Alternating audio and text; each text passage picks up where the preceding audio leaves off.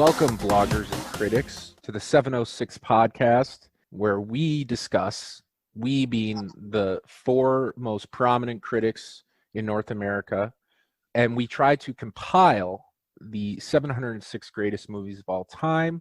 We hope you haven't been sleeping on this podcast because it's a real hit. Now, I will go around and introduce my three co-hosts for today. And how about I introduce them in order of convicted felonies? So we'll go from fewest to most. So Anthony, Tony, and Connor. Anthony. Tony, and every day I'm learning and growing and doing a little better. So that's good. Connor, second degree assault and battery. Connor, I really thought your strategy was quite catchy, and I thought it was winning of take a fifth of vodka before you plead the fifth. It was catchy, but that was my advice to him as his defense attorney, and it did not pan out so hot. Yeah. I had just been convicted earlier that day also, so I thought it went over the jury, but yeah. Not everything they didn't really is like Tony very much. No. Not everything you see in a Safdie movie is real life. But let's discuss what we're here to discuss, which is The Virgin Suicide. And it's a movie by Sofia Coppola, no relation to any famous person, from 1999. This, I believe, was one of her earlier works. I know it was. First feature film. Thank you, Tony. Thank you. He's research and IT. And so this was her first feature film. And let me give a brief synopsis. Basically, it takes place in Michigan, or Everytown, USA, for all intents and purposes. And about 25 years before 1999, so early 70s, and details the lives of a family of 5 girls named the Lisbons. And it's told from the perspective of a narrator, Giovanni Ribisi, of Avatar fame. He's part of a group of 4 boys who kind of lust after the magnificence, the brilliance, the luminosity of the 5 Lisbon daughters. But the movie progresses. The youngest of the 5 sisters commits suicide. It takes a little bit of a darker turn. There's a lot of confusion, at least from the perspective of the viewer, as to what's really going on. And the movie culminates with 4 more suicides. So I guess if you read the title, you understand the plot. Just kidding. But let's go around and get some broad strokes impressions from our 3 co-hosts, who I hope will be gentle enough. Let's see. Who shall I start with? I will start with Connor because he just watched it. Let's hear the fresh takes from Connor. He's right off the boat. He's at Ellis Island. Let's hear it, Connor. Sure. So to give my just general take, how else to put it, I was really fascinated by this movie. I thought it really managed to accomplish what it set out to do. Now, as I've said before, I have read the source material that is the Wikipedia synopsis of the book by Jeffrey Eugenides, and I was Eugenides, I should say, and I was going in, I was a little skeptical from what I knew of this Wikipedia synopsis that I loved so much. For instance, you would think, right, so much of it is anchored, right, in the narration of these boys, right? They are kind of, or our narrator is one of the boys who's narrating, and this is also the case in the film. We have kind of point of view characters who are these boys. We don't really get a sense of who's who. They themselves are kind of a formless group, like the Lisbon girls, but I was thinking, well, then we'd lose some of the mystery. We lose the point of view. We lose the psychological lens through which to view these girls, but I think nothing is lost.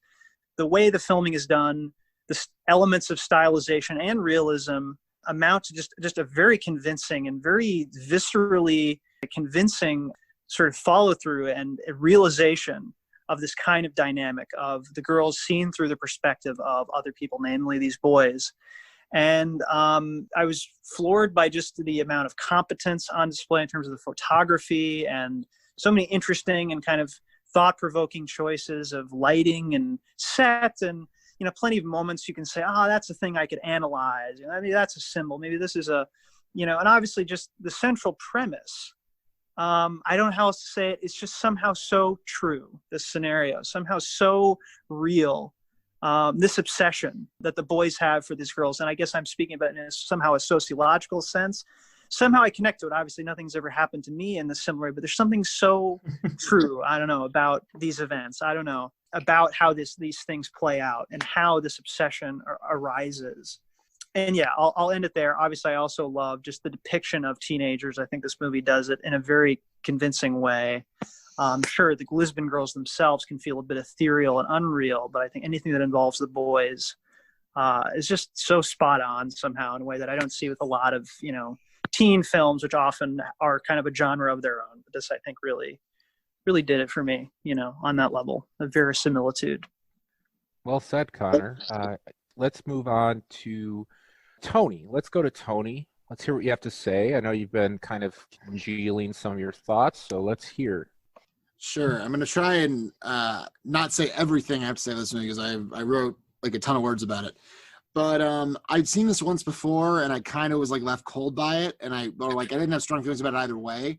And then I saw it again the other day, and it kind of helped crystallize why.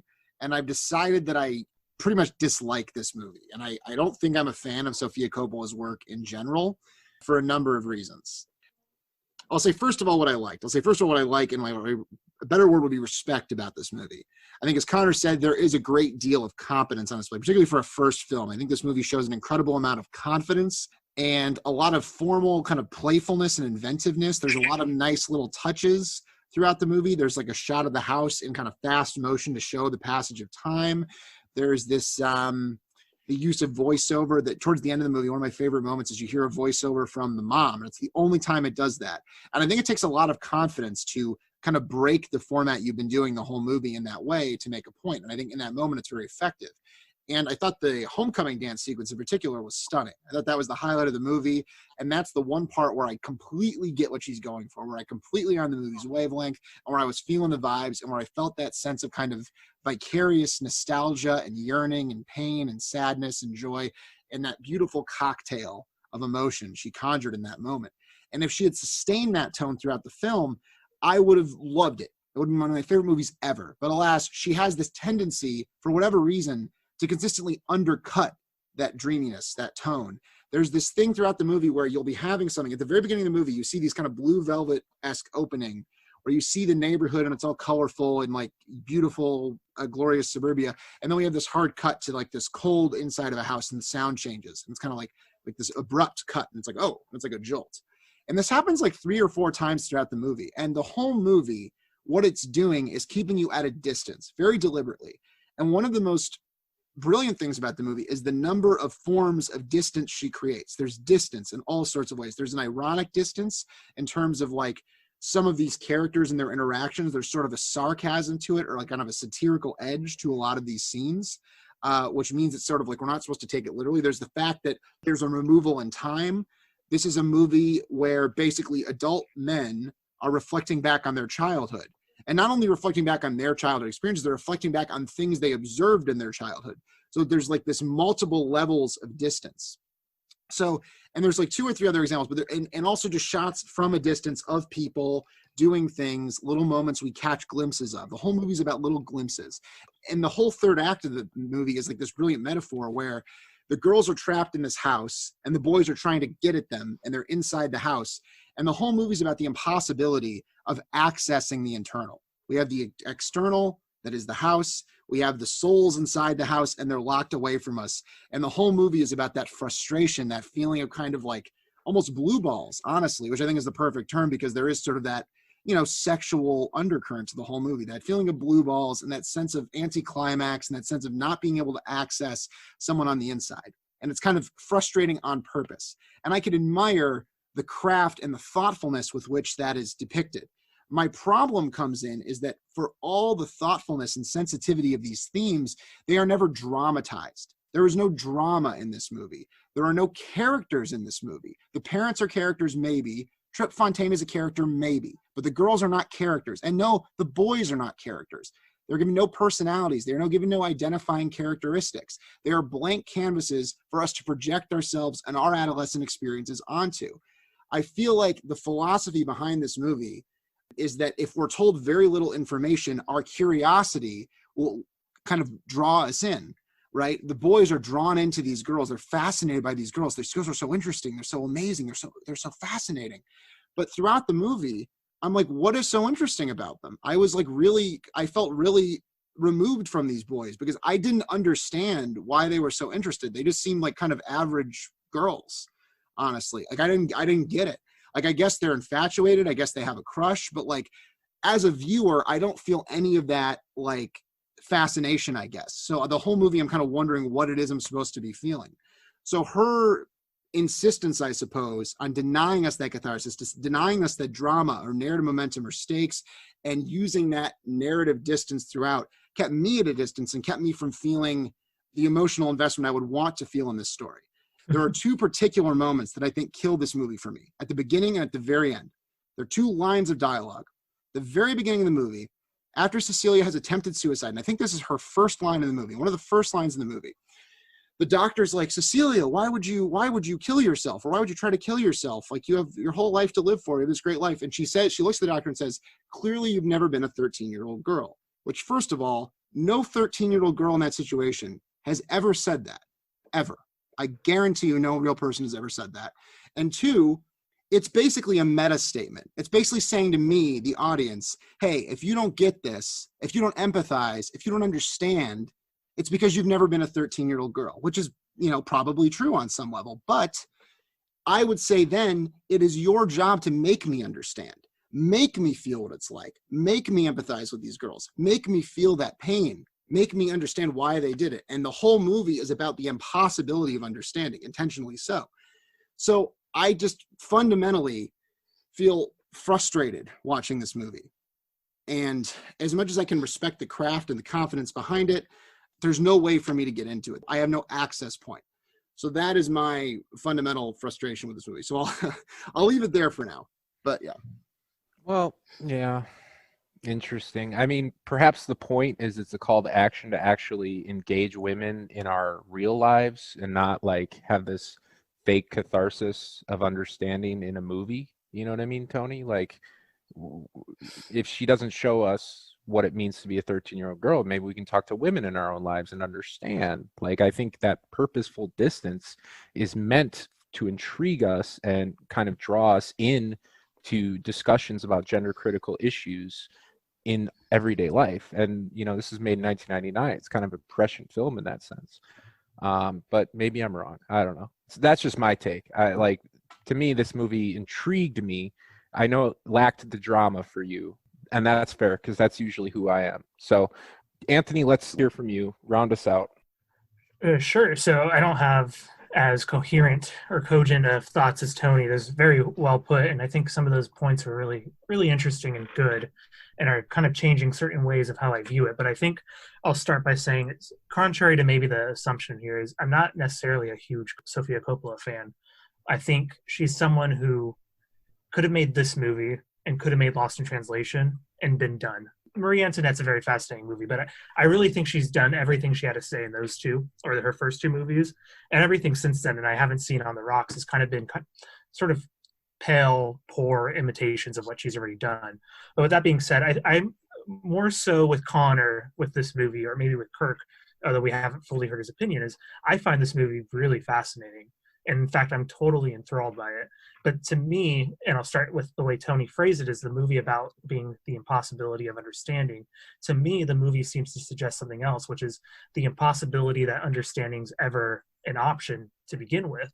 Because the thing that gets me about this movie is this inherent sense of not of almost a mystery movie without the mystery, but an eeriness to it. That they could live in a place, a suburb, without any sense of place, that they could be in a school without any sense of, what is this school, and that they can't be characters. They could only be the sort of stereotype and the persona. They could only be the mystery, because that's all that's kind of left available to them. And it's why that whenever we see them, every time it almost seems, of course, from the perspective of the boys, the perspective of the camera of the news station, and the perspective of their parents, maybe the perspective of the school. But all we get is sort of this eerie uncovering. What would be there if we ever got close to it? Maybe on one hand, it would be something we couldn't understand, a la the beginning statement of the movie, the 13-year-old girl's perspective that we'll never know, at least as boys. Or maybe it'd be something kind of disheartening, unreality, kind of a pale imitation of what could ever be, like Josh Hartnett's character who leaves Kristen Dunst's character on the football field.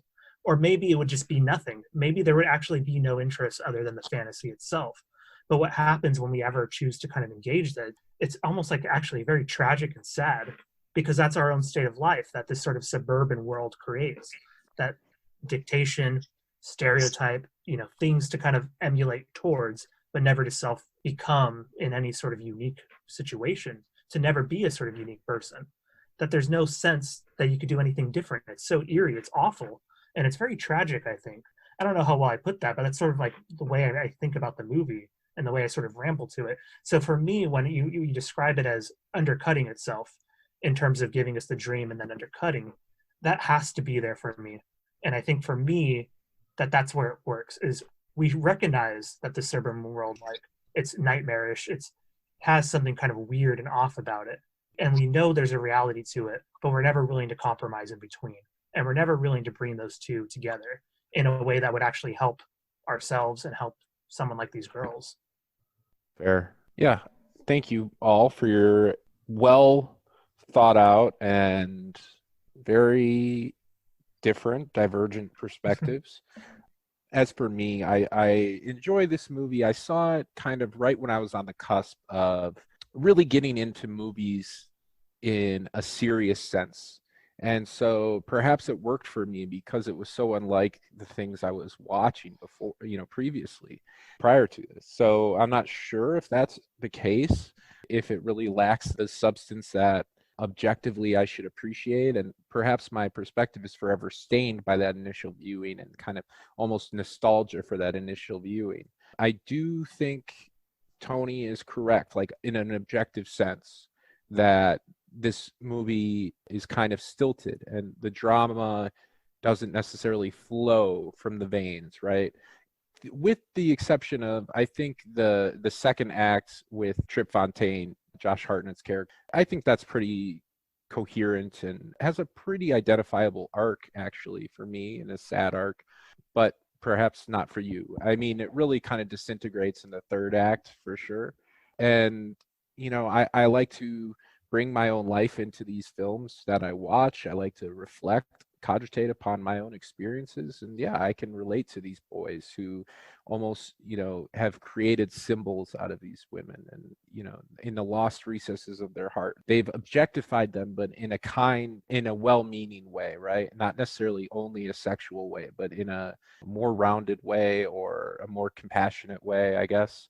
It doesn't mean it's not problematic, but it still is what it is. So yeah, that's my take generally on this movie. I think there's some mystery there, and I think I would sound like a hypocrite because perhaps if I saw it for the first time today or yesterday, I might be singing the praises of what Tony had just said, and so I might be biased. But I do think that you have to see that it's very meta. There's a lot of meta conversations happening in this movie at the expense of the drama. I think there's a lot of statements being made at the expense of the moment-to-moment experience. I want to kind of frame our conversation here in terms of the central crux, the central issue of the film, which is, to me, trying to understand why these girls committed suicide. I think that's the starkest kind of thing about the movie. That's where the most drama or the most intrigue comes in, is why would these seemingly, beautiful, full of potential, ebullient young girls choose to end their lives so early, before they had even begun, perhaps, in a fairly placid domestic situation. But I want to frame this textual analysis and try to look at this question on three levels. The first level is societal. They're not necessarily organized in terms of likelihood, but they're organized, I guess, in terms of, how Sofia Coppola perhaps wants us to think about them, the salience of them, right? So the first level being societal. The parents, right? You have authoritarian parent, mother, she's deeply religious. The specter of kind of prohibitive religious practices is sprinkled throughout the film. So we're looking at that. Societally speaking, we're looking at someone like Trip Fontaine, who chases after Kirsten Dunst's character Lux and then ditches her once he's had his release. So we're looking at misogyny, we're looking at patriarchy.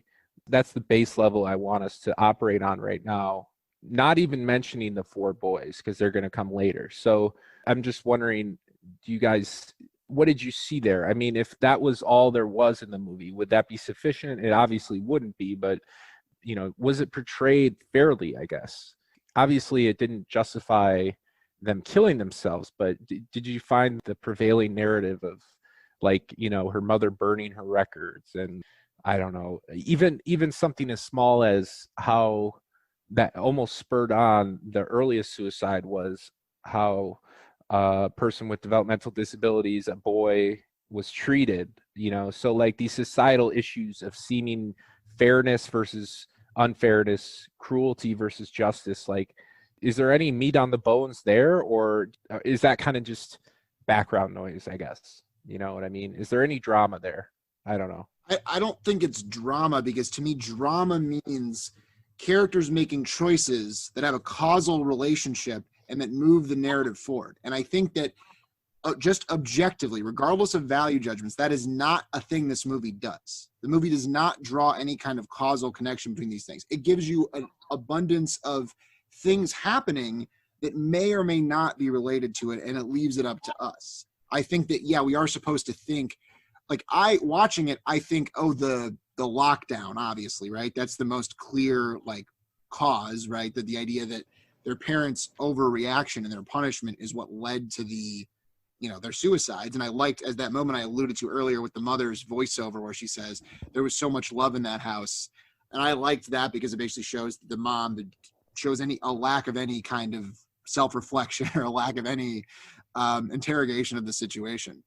But I mean, I don't know what do you mean by meat on the bones? Like, are you saying, is that something the movie wants us to think about? Or are you saying, like, is that a convincing explanation? Or, like, what do you mean? I guess, like, what is the salience of the societal issues at play here? Or is it kind of background noise? Is it context for this central question of why these girls would kill themselves? You know what I mean? Like, so just sort of the scenario, Kirk, I mean, I think it's so important that it is this idea of this isolation, which makes them less accessible. I mean, that's inseparable then from the whole, the kind of the narrative sort of structure or the narrative style, right, of the movie, where it's, from the perspective of these boys who are curiously peering into, the lives of, and of course it's their curiosity, right, because they're isolated. And I think that's there from the beginning. Now, what's complicated about, and I think this is a fairly straightforward thing, and I think it's along the lines of anything that we would say, right? It is the stifling quality of the parents, right?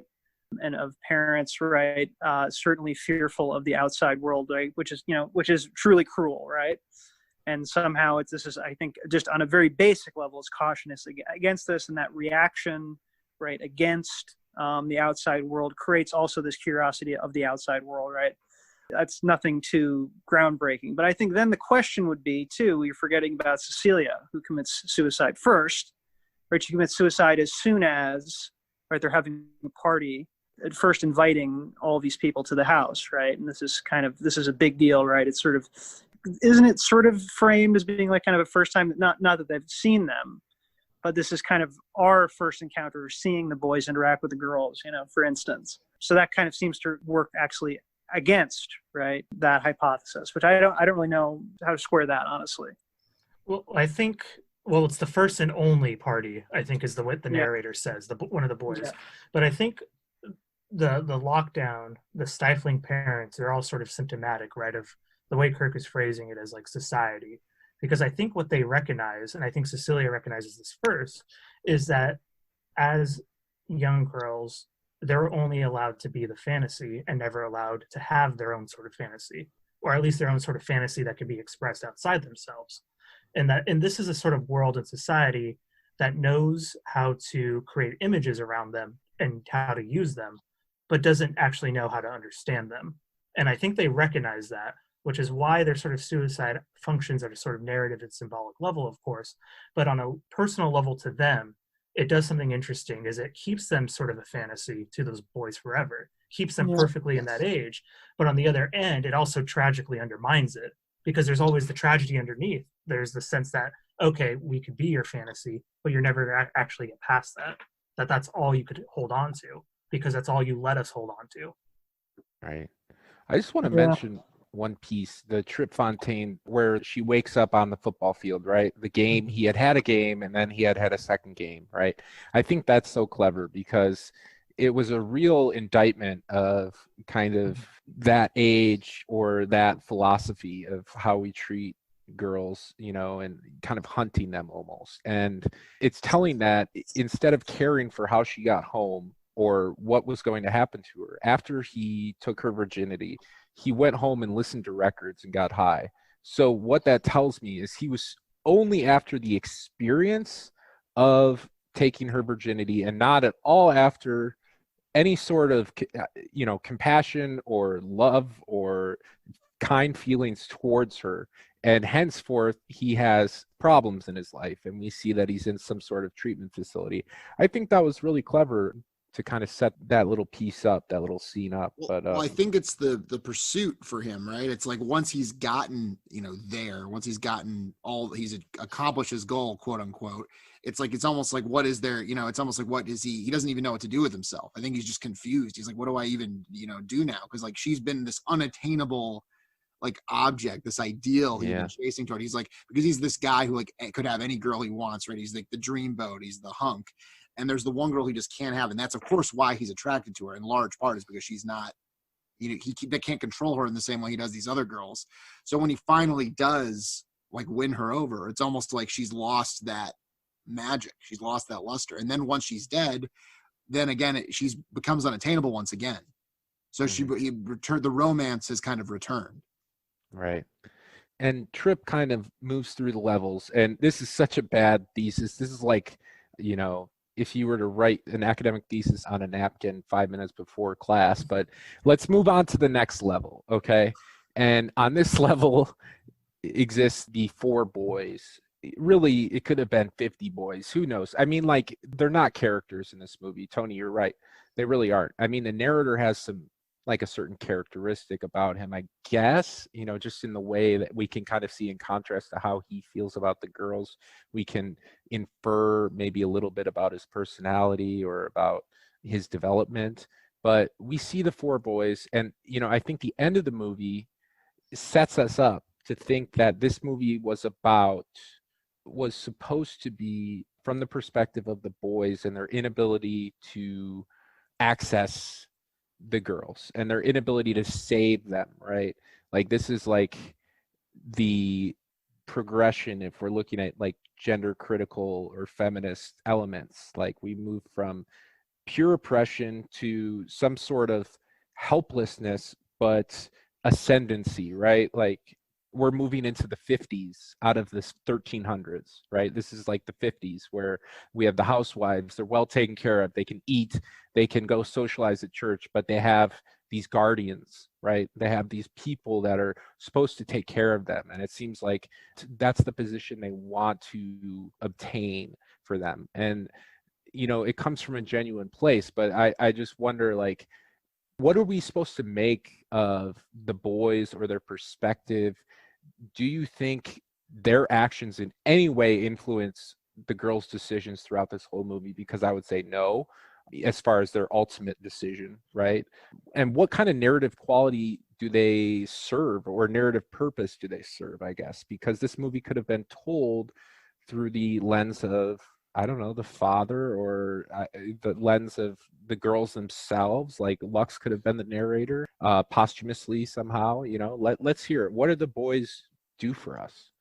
I don't know, and I have a question, Kirk, for you as someone who obviously really admires this movie, because I was wondering myself watching it, are we supposed to identify with the boys? Are we supposed to feel what they're feeling? Are we supposed to feel the same sense of fascination and yearning? Or are they more of like some kind of a device? I guess that's what I was confused, because without sharing those feelings, I didn't know what I was supposed to kind of do with them. So what do you think?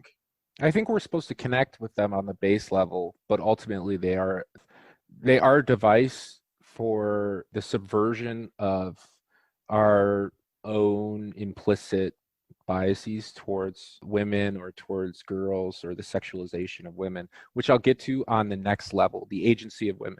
But I just want to talk about this level. Like, what do you think, Anthony? Do you have anything? Well, I think you're right. On one hand, is the sort of stock moments that we get of them, when they're kind of deliberately giving off like, oh, what they like or supposedly did with one of them, to impress their friends.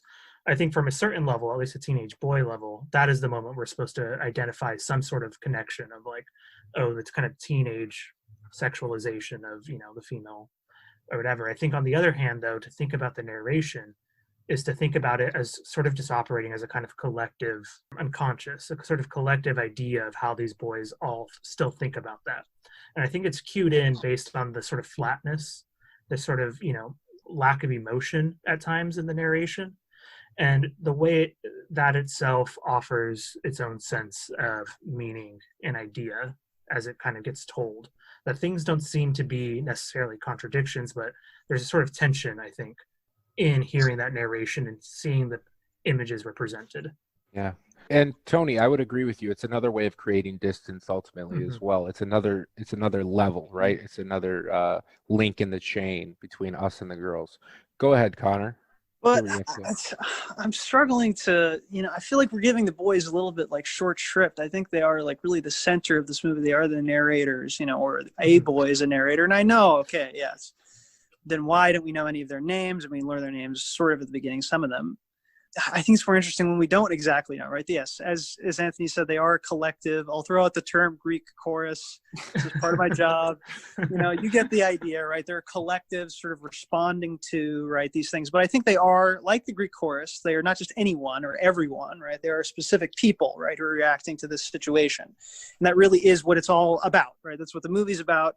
It wouldn't be the same movie, right, if we didn't have the boys. It's about the refraction, right, of these girls' death through their vision, right, mixed as it is with this culture. And I think Anthony was going in the right direction at the very beginning, where he talked about kind of suburban life. And I think there's something much deeper than just sexuality. I think it's a misreading to think that this is just, oh, the horny boys. I think that's even true of Trip.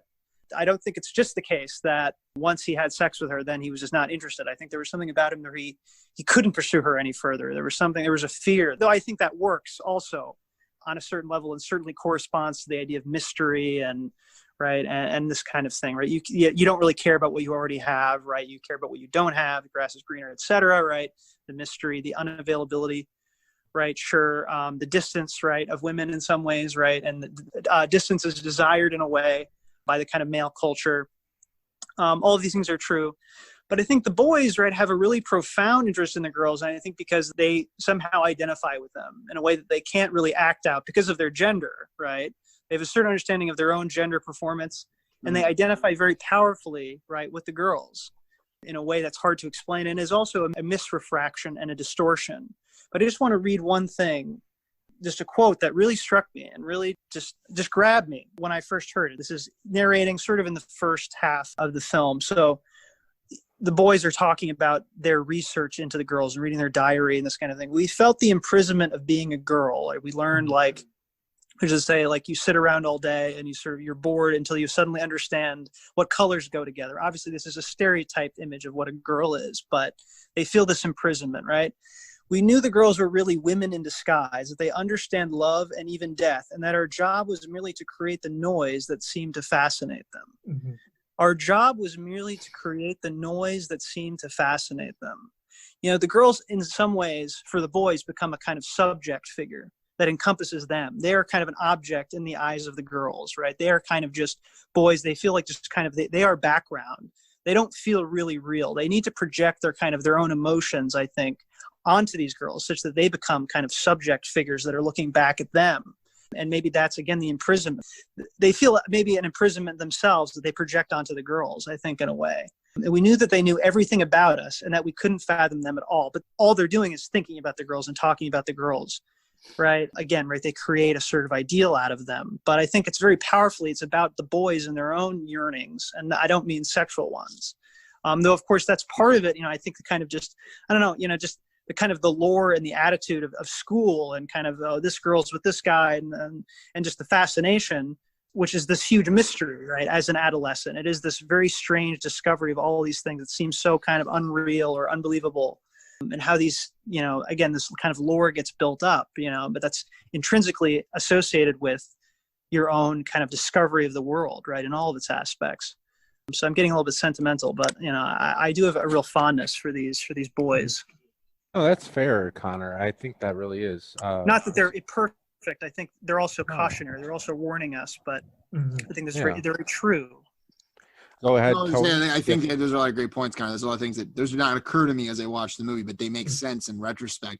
And I like you kind of crystallize something for me more like in terms of the performance of it. Like, because when the boys talk about, like, I can't even think of any lines, but like, oh boy, I love to go all the way with her. So like when they say anything like remotely sexual, it feels very inauthentic. It feels very like obligatory almost. Like they have these feelings, but they don't know how to express them. So they say this kind of the acceptable. That's like the acceptable way of expressing those feelings among like young guys. You say, oh man, I'd love to like, fuck her. I'd love to finger her. We didn't do much talking. She was a real squeeze box, one boy says. Which is like, it's only years later as an adult man that he has the vocabulary to explain these things, that he is able to understand the feelings. So, yeah. So the scene that, and I want to just quickly get your impressions if you noticed anything in the scene, or Connor, if you want to expound upon it.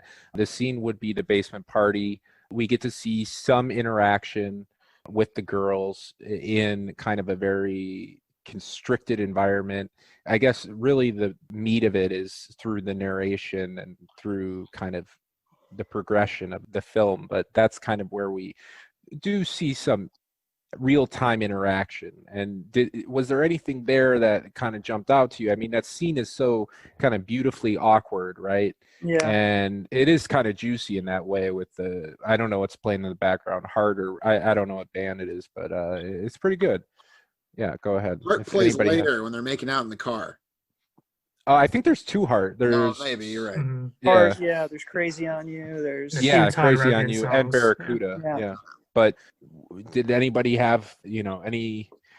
To me, I guess what I'm saying is, to me, that was the scene that I related with the most, is like being in those basement situations in high school, and like instead of punch, it was, whatever sort of alcohol was handy, and like knowing that I, have no chance with these girls, right? But that I'm just in the room with them and I want to impress them in one little way or another.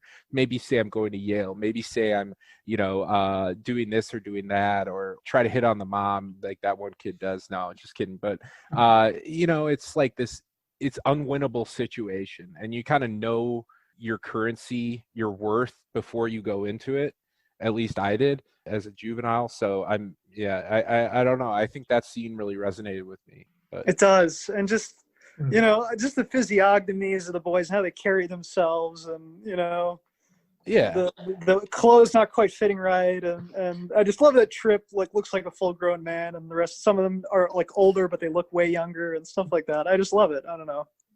Yeah. No, I think you're right, Connor. We would sell the movie short if we weren't to spend a lot of time on the boys. But I guess my final kind of understanding of what this film is trying to accomplish.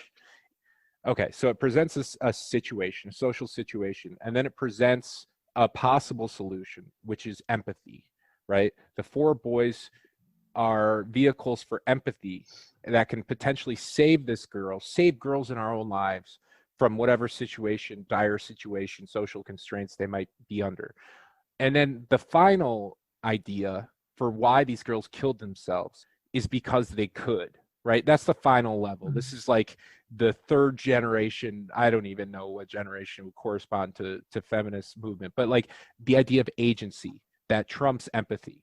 And these girls, there was no reason for it. The fact that they were virgins is only supposed to play on us to make us feel like it was a waste. I think there's a piece, you've all mentioned pieces, but I think ultimately Sofia Coppola wants us to understand that these girls killed themselves because fuck you, they can do what they want. And I think that's what the movie's trying to say. And we can't understand it. And even if we try to, we'll fail. But even if maybe we find some understanding, they can still do it anyways, because ultimately it's their action to take. And this applies to all various, it can apply to abortion, it can apply to, jobs or career choice, it can apply to sexual, clothing choices or sexual promiscuity. I think this really is a movie about gender issues. Maybe I'm biased. I know I'm biased because I have a social work background, but I want to hear what you guys think about that final idea of agency trumping empathy and the unease that comes from that, right? That we feel from that. I think at the end, the boy says that maybe a girl just made a decision because she wanted to or something in response to the fact that they killed themselves. I want to hear what you guys think about that and if it works for you or if it doesn't make any sense. I think it makes a lot of sense, Kirk, in theory, right? I like that idea, certainly, that well, fuck you. We're trapped in this house. We're denied all meaningful decisions in our lives. One thing you can always do is you can always kill yourself. You can always do that. And that's frustrating to an outsider, right? It's oh my God, don't. But when you're that person and you're in that situation, that might be liberating, right? That might be the one thing you're allowed to do. And there is something kind of I guess radical about that. I don't know. I mean, certainly to an audience, we don't want to see them kill themselves. I don't know. I mean, is it an act of feminist empowerment? I mean, that's a pretty radical message, right? But I don't know. I guess to me, that is so attenuated, and it's so what makes that not the most compelling thematic territory for the movie is just the contrived nature of the situation, right? It'd be one thing if this were based on a true story of 5 girls who inexplicably kill themselves, right? But this is a novel written by this guy that made these characters up and that deliberately, I haven't read the book, but going by the movie, that deliberately denies any... I can send you a link, Tony. Sure, you can. Con will fill me in later with the Wikipedia. But it deliberately denies us any obvious explanation. So it's an inherently kind of contrived scenario, which is why I kind of have it as a hard time swallowing. Well, fuck you, audience. They can do it because they want to. It's no, they don't have personalities. They don't have motivations. They don't have any of that. And I didn't deny them that. You denied them that. They could have made these girls to be any way they wanted. They could have been as self-possessed and as motivated and as passionate and as confused. They could have made any kind of characters they wanted, but they made them like this deliberately, which is why I have a hard time. It's almost like my problem with Funny Games. Obviously a very different movie, but it's aha, of course you like this. Of course you like seeing this happen. It's but you're making it happen. You chose to make this movie. I'm just watching it. Why are you blaming me? I'm just sitting, I don't know. Maybe I'm talking in circles here, but I find that an inherently kind of obnoxious and unsatisfying explanation of the movie. Obnoxious? You think obnoxious not on your part. Obnoxious on the part of people that need it. If that is what's going on, it's okay. I understand. I understand. No, Tony, this is Shoe on the Other Foot. This was me with Blue Velvet. This is me with Cachet. You know what I mean? Sure. These nebulous films that require some finagling, right? And a little bit of maneuverability. And for you, it just didn't happen because there wasn't enough drama there. And I hear that. And but I wanna hear from Anthony, and you had some really, really great points about the idea of suburbia or there being really nothing beyond, the characterization that we see purposefully, because that is the potential that's there in suburban America, right, for girls of this ilk. And so I just wanted to hear what you thought about maybe why do you think it's really that it's they've reached their potential and that's kind of their life course is over, almost metaphorically speaking, but also literally in this film. Why did they choose to do this? What do you think? Well, I think you're on the right track, or I think you have the right idea. And I also think you have to pair that with Connor's idea about the noise. That the track that's left for them is just to make noise, to be the sort of actors who kind of perpetuate something. And I think one thing I'm surprised none of us have talked about is the sort of turn right after the suicide of the movie. Because it's this really weird, really fascinating moment where all of a sudden the suburban area becomes claustrophobic and riddled with this pervasive air, this swamp poisonous gas. swamp gas. Oh yeah. And they even turn it into everything turns green. Yeah, and that one is it a debutante or homecoming party, like whatever? Debutante party, yeah. Yeah, where they wear the gas mask Debutante ball. because Suburbia is so suffocating, not just because of the death, but because they actually unveiled Suburbia for what it is, which is this claustrophobic, actorial like place in which all you could do is what Connor was talking about earlier, is make noise. And that itself, if you realize it, is really odd, really horrifying, and like really eerie. And I think that's kind of also like what they're kind of able to get away from in a sort of interesting move. Maybe it doesn't have the sort of full power that you're getting at, but I do think it shows something. And I think it reveals something that many of us, many middle class, anyone who lives outside the city could kind of understand. Yeah, I think we're all three kind of suburban kids, right? I mean, yeah, in different environments, of course, and under different circumstances. But I think what it sounds like, and I know Tony in the right circumstances could relate to that like suburban malaise, and I know you have before, but not in this context, which is fair. So Connor, round us out, and then we'll take a vote. What are your thoughts? I mean, you can talk a little more about the slime or sludge. What was it? The algae pool, or if you want the to, algae, yeah, as from a device, or whatever you'd like to. I mean, just kind of, what do you think? Do you think ultimately that, I think it's almost like the boys were in more kind of unstable territory, precarious psychosocial positions, and that the girls stabilized them, and then their absence kind of obviously stabilize themselves, but their absence was real significant for them, because they were self objects for them. But go ahead, Connor. Well, yeah, I mean, the movie goes out of its way to show that the debutante ball is this attempt to forget. I think it works on that level of just everyone's sort of going back to normal, including the boys, and they're pursuing their own new relationships. They're all having success with girls. It shows that this, right, really was such a formative experience, right? It's not as if it goes away once they've, slept with a girl, right? Yeah, and just another reading, and I think a more straightforward reading of the Swampcast, though I really like Anthony's reading, and I think it's better. But you could also just say, right, it's the maybe a sort of a collective guilt or a collective unease, right, about the girls and their suicide. It's this green gas, that's kind of choking everyone. But I like that idea that it also applies, right, to the same forces that kind of killed the girls too, right?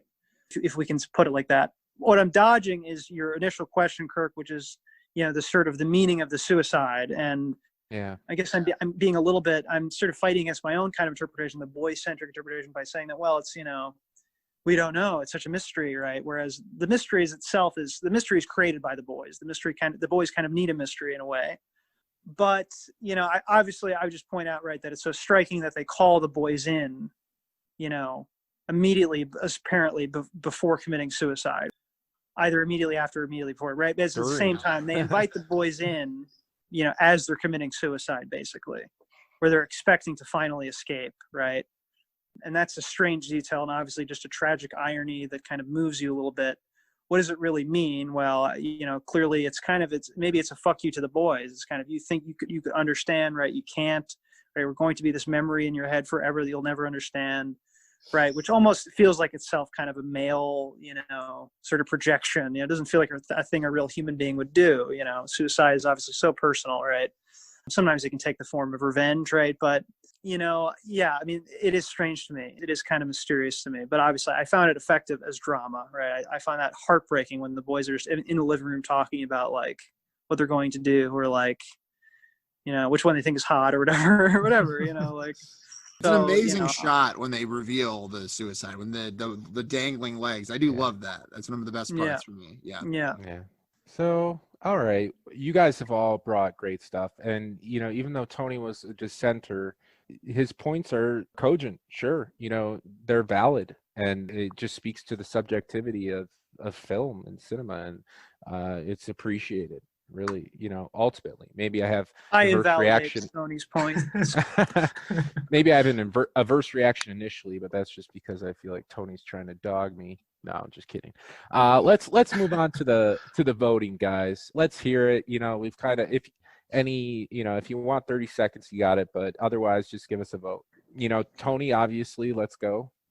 Let's hear it. Well, it's my favorite movies of all time. So no, I'm a no. I don't really have anything to add. I mean, I've made my case. I understand. in a way, I am envious. I wish I could vibe with this movie the way you guys did, because this is like, point I neglected to mention is this is a vibes movie. It's like Spring Breakers. It's like Cosmopolis. It's a movie like if you're on its wavelength, you're going to love it. It's vibes. Yeah. If you're on the wavelength, there's nothing I can say that's going to convince you it's bad, right? Because you felt the feelings you were supposed to feel. And I was just not feeling the vibes when I watched it. But for that reason and everything else I've said, I have to go now. Let's go to Connor and then Anthony. I'm trying to force a 1-1, but Connor might. Trying to get some drama, trying to extract some drama out of the situation. I see, Kirk. Well, yeah, I mean, yes. The reasons I mentioned, right? Again, back to the theme of, male psychology or something. I don't know. Somehow it resonated with me pretty deeply, I would say. And I think that's up to, just the wonderful control of the tone and all these things. And I think it succeeded as a film, which I didn't expect that it would, though I was interested in the story from the get-go. And yeah, it's definitely a yes for me. Great. All right. And Anthony, I feel like you're the deciding vote more often than not, but let's hear it. Anthony, what do you got to say? Yeah, I think it's easy. It's an easy yes. So it's a drama-less, sort of vote. But I'll look forward to reading Tony's article on Destructoid or Polygon. Drudge Report. Report. It would make the cut. Yeah. I think it would be like Daily Wire, Breitbart, Yeah. Something. Well, Quillette. That'll be a good one. There you go. I am curious. Did you mention another female director, or are we only talking about Sofia Coppola at the beginning? Did I? Kelly Reichardt, by the way, I'm the only person who's brought a female-directed film up to this point, by the way. And I hated it. We're awful human beings. Yeah. Wow. It just shows this is revenge for night moves, I guess. But so Virgin Suicides is in. Now let's move to our final segment. We're going to choose the next movie we're going to be watching for episode 52. That is once a week for a year, if we ever did that. We're on year 5. So who would like to go first? I can't remember who's gone least recently, who gets to decide the order. I believe I've gone the least recently. And man, I'm having a hard time, Kirk. I'm really down to the wire, really on the fence. All right. About my picks. So you'll go last. But Kirk, can I first ask you a question as part of my privilege? Sure. Do you want a Christmas movie? Do I want to watch Die Hard? Yeah, I do. Classic. No. A true cinephile. Let's see. I mean, it depends on, I guess we're getting into the meat and bones, but it depends on when we're going to be recording. I mean, next Thursday's Christmas Eve, but... Probably be after Christmas. I could go for a Christmas movie. I mean, if we're, Christmas traditionally doesn't start until early January, if you guys know that, but we're all just being pagans. So, sure, that's fine. Little holiday spice never hurt anybody. Anyway, but sorry, I'm just trying to make my decision easier. But so I'll go last. I would like Tony to go first, and then Anthony, and then me. Okay. All right, guys, you got me really unprepared today, so I'm going to just go on my total gut complete. I mean, I don't know. I feel like we've been going a little bit abstract lately. We've been going a little bit like movies where there aren't really characters. More is really more about the vibes than about the drama. So I want to kind of bring us back to more, at least for the next one, a little bit more meat and potatoes. So let's do Yee Yee. No, I'm kidding. Not Yee Yee. Let's do 45 Years by Andrew Hay. I think it's from 2015. And basically this is a British relationship drama. And it's kind of a small movie, an intimate movie about old people. And there aren't a lot of movies about old people, especially about romantic movies about old people. And this is a movie I watched that affected me emotionally a great deal. So if you haven't seen it, even if we don't pick it, definitely watch it. All right. Anthony, go ahead. All right. So, Kirk, do you want a New Year's movie? No. Let's see. Okay. I'm going to echo sort of what Tony was saying, but I'm going to pull it in a different direction. I'm going to go with a sort of action movie, somewhat, sort of action Western from the 1970s, 1973 to be exact. It's a Sam Peckinpah film called Pat Garrett and Billy the Kid. Which is essentially about a sort of, gunslinger who has to chase after Billy the Kid and, as the sort of title implies, but it stars, Connor's favorite actor, Chris Christopherson, and Bob Dylan. It's a very interesting movie. It's a very fascinating movie. No, it's a good solid. We haven't kind of done this sort of action, film from before in a while. I can't think of the last one, and it's been a long time since we've done a Western. In fact, I could only think of Connor's. Yeah, maybe the only Western. True. I've not done many Westerns. Yeah. So. And that wasn't like a traditional Western either. Yeah. This isn't sort of either, I guess. It's a later one, but, What year? 73. Okay. James Corbin's in it, yeah. Oh, is they the guy who does the drive-by sing-alongs? I was going to say that. Yeah, the late host with Harry Styles. Yeah. Okay, all right, fair enough. Connor, let's hear the Christmas movie. If it's Jingle All the Way, no need for. I was gonna think. I thought about suggesting Jingle All the Way. This is a Barney pick. I thought about it. Jingle All the Way would be my favorite Christmas film. Absolutely. But I'll give you something that's not quite Christmas. It's not Christmas, but it's Christmassy.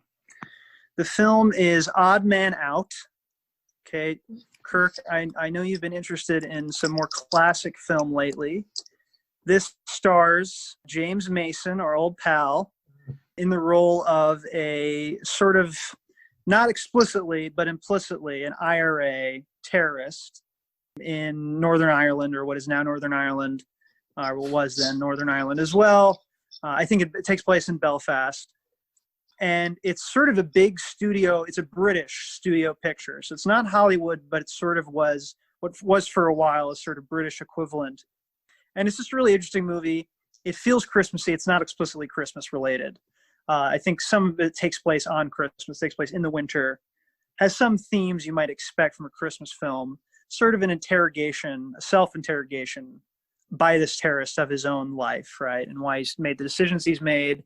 And it's also kind of a grand picture depicting all kind of classes and walks of life, and sort of a warm, but, well done and subtly done film.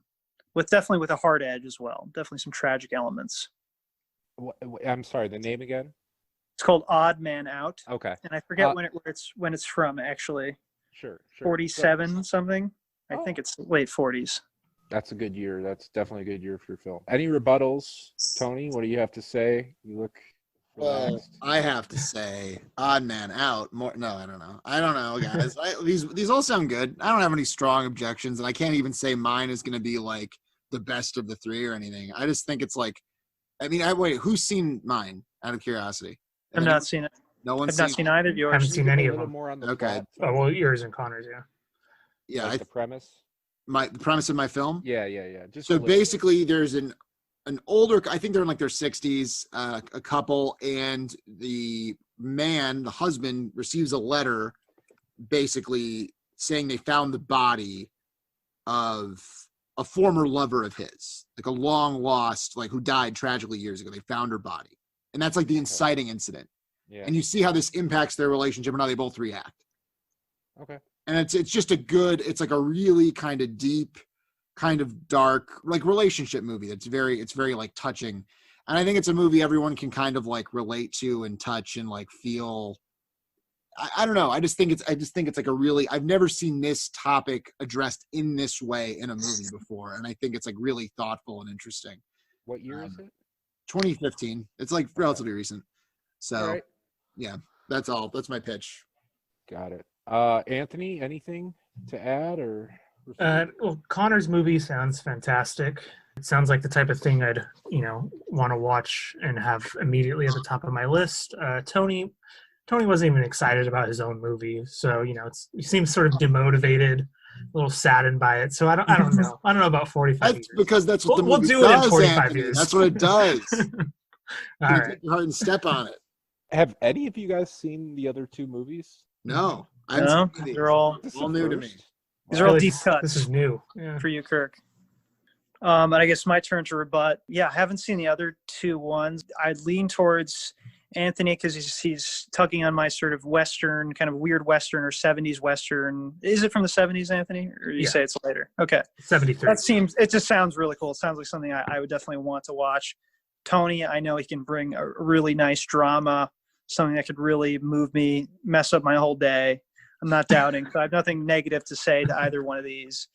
Just in defense of my film, I would say, don't you want to see a film where the main character's name is Johnny McQueen? I mean, what's not to like? That is pretty good.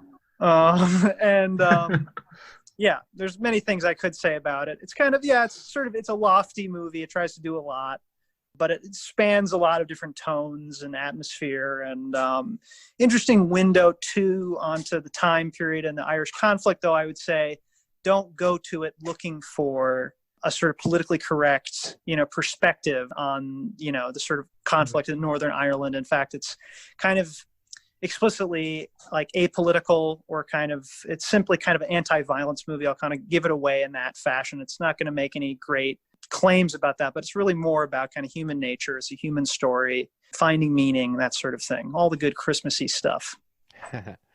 That's really good. That's good, guys. 3 movies I would watch. I would put on a list if I had one. I kind of have a working list, but let's see here. I just want to make sure, I did get my hearing yesterday. I just want to make sure I have these movies. Yes, he's back. So, Tony, your movie 45 Years is about the presidency and legacy of Donald J. Trump. Is that correct? That is correct. Yeah. Okay. Anthony, Pat Buchanan and Billie Eilish or something. Mm-hmm. It's about, their kind of fraught relationship.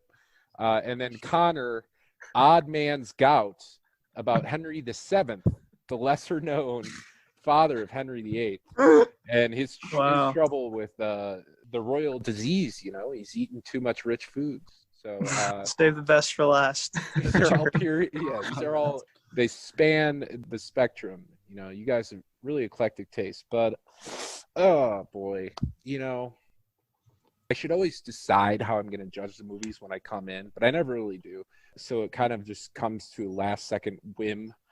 I'm obviously most drawn to Tony's movie just because I tilt contemporary. That's just kind of the way I do it. I think I'm getting there. It's an acquired taste with the older movies. So we have like a middling movie, like a 73, and then we have a 47. So you know what? I'm going to be selfish. I'm just going to be selfish, and I'm going to choose Tony's movie.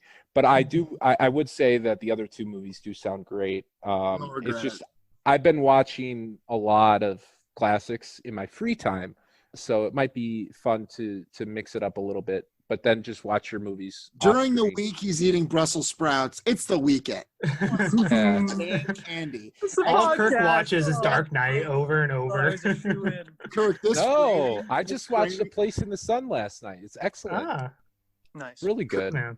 Kirk, your framing of this is like the fun movie, or is like I'm just going to treat myself to 45 years. It reminds me of the old Simpsons joke. We're sneaking into an R-rated movie. Barton Fink.